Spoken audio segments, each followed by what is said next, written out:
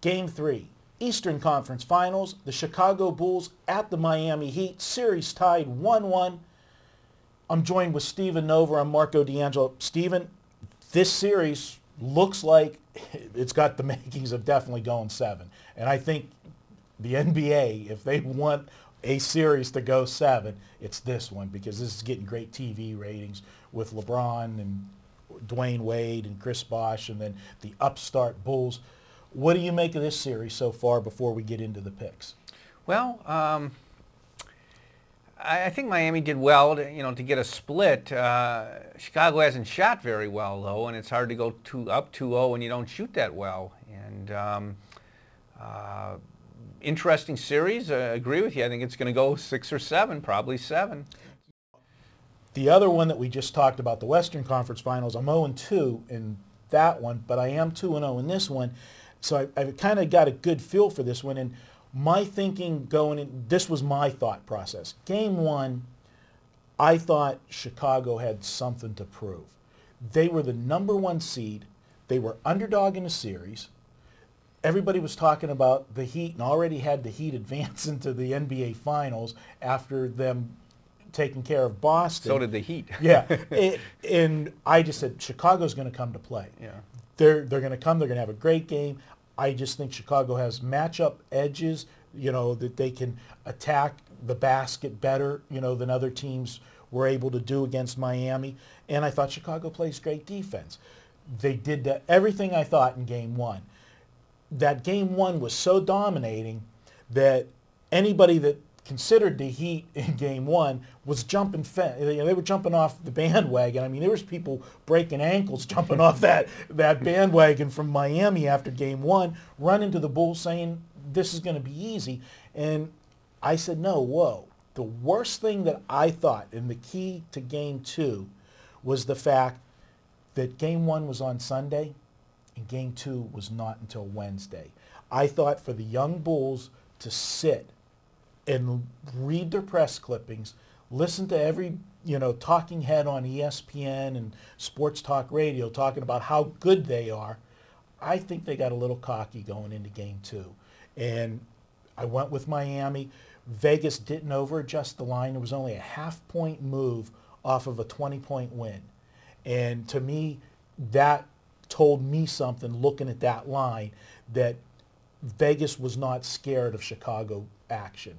And I went with Miami. So that was the setup in Games 1 and 2. Now I'm going to be honest, for Game 3, I was shocked when I saw the line come out for Game 3. I don't know what you thought it would be, but personally, I thought, obviously Miami's going to be favorite, but I thought they would be favorite 4.5 tops. We saw an opening number of 5.5. What did you think when you saw that? Yeah, I was thinking along your lines, maybe a 4. But now they've taken the 5.5, so now it's down to 5. Right. So it's not that far off your projections. Miami, what they came up with is Udonis Haslem. He got healthy, and he just turned that Game 2 around. And I think Miami's going to be awfully tough to beat now with him in the lineup and playing well. That was one of the Bulls' major edges, was Joakim Noah was able to do a lot of good things inside, and Miami had no counters. Now they have a counter with Haslem. He's a good player. He does a lot of the dirty work. And when you come down to the superstars, well, Miami outnumbers Chicago there. And Carlos Boozer, really, he's been a disappointment. He's not the kind of all-star caliber as the other guys. Hit or miss. Yeah. Very good, or just average. Yeah. And so now I think all the momentum is shifted over to Miami. They're coming off the win in Chicago, a big confidence boost. They're home now. They've got Haslem, which really makes them tough inside, which is a vulnerability that they had. And so if I'm going to get involved with this game, I'm leaning towards Miami. No value, as we talked about, but I want the side. Well, I don't have an official pick on this, so this one's going to be yours. But I will say this much, and this is something that over the course of my career, has been one of the things that has helped me along. My ability to look at a game and look at a line, and it's almost like playing poker. What's the opponent want you to think? And to me, when I saw them come out with the opening number that Vegas did, to me, Vegas is begging for Chicago action. They're not. They want you to bet Chicago because I think at first look, and remember, the Bulls beat them all 3 meetings during the regular season. All 3 meetings were 4 points or less until we got to these 2 playoff games where they were double-digit wins. The regular season meetings were all decided. 4, 3, and 1 point, I think, were the totals. So coming out with this big of a number, to me, they want you to bet Chicago. With that said, I don't ever want to really do what Vegas wants you to do. I like to do the opposite. And with that, I would have to tend for an opinion to lean with you that I think Miami minus the points may be the right side in this first game. Well, the Bulls won all those regular season games because, in large part, they dominated the boards and they were tougher down the stretch. But Miami now has Haslam. You know, he's been out probably the whole season. They haven't had him. That strengthens their major weakness. The Bulls have not shot well, and do they have the capability of shooting well?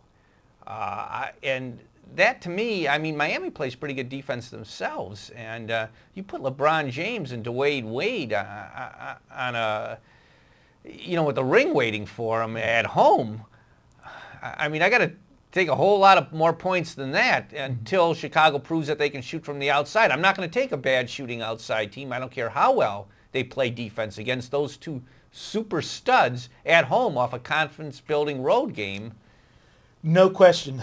I've not been a big LeBron fan since he left Cleveland, so, you know, I'm a little biased there, but I've got to admit, the 4th quarter in Game 2, that was vintage LeBron James. You got to admit, he stepped up, made some key shots.